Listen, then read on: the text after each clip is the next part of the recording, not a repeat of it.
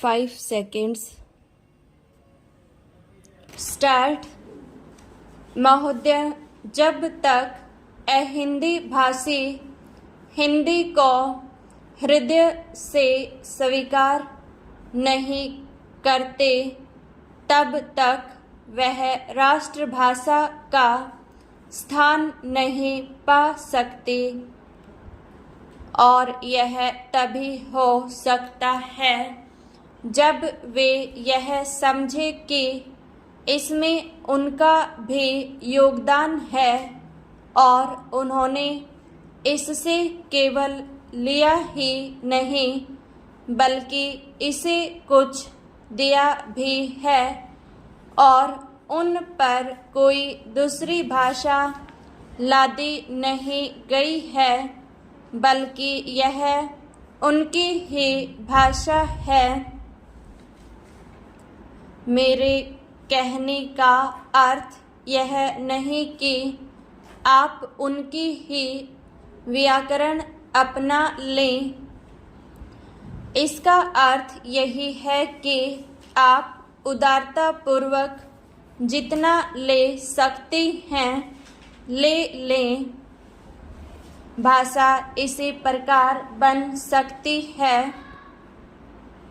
यह भी आवश्यक नहीं है कि उसको स्वीकार करने पर आप वही लिखना आरंभ कर दें,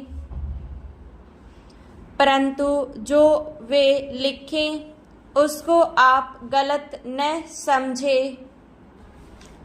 आज किसी भी भाषा का रूप वही नहीं है जो उसके प्रारंभिक काल में था। उसमें परिवर्तन होता रहता है। हिंदी के इतिहास में भी आपको यही बात मिलेगी। मैं हिंदी का कोई विद्वान नहीं हूँ, पर मैं अपने अनुभव से कह सकता हूँ कि उसमें भी पिछले 500-600 वर्षों में बहुत अंतर पड़ा है तथा पहले की और आज की हिंदी में काफ़ी अंतर है। इसलिए नव युग में जब वह देश की भाषा बनने जा रही है तो उसमें थोड़ा अंतर करना भी पड़े तो वह स्वीकार कर लेना चाहिए, जिससे उसका अन्य प्रदेशों के लोगों के साथ मेल बैठ जाए।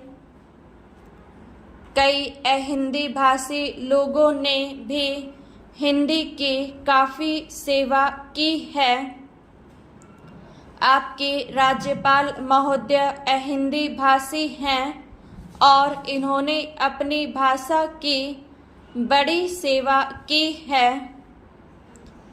यह भी हिंदी के पक्ष में थे और इन्होंने बड़ा योग दिया, जिसके कारण हम संविधान सभा में सफल हो सके।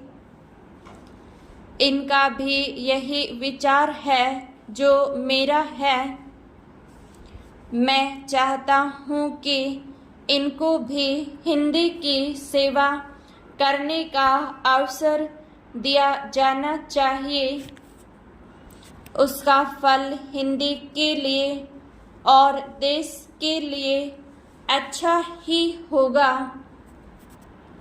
मानपत्र में आपने संस्कृत के संबंध में कहा है।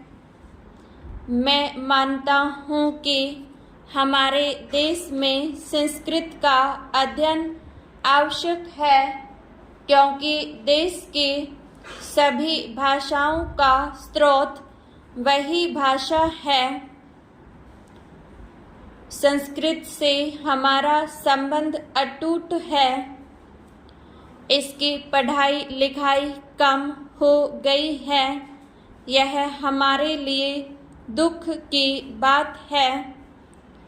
मैं आशा करता हूँ कि इसकी उन्नति होगी।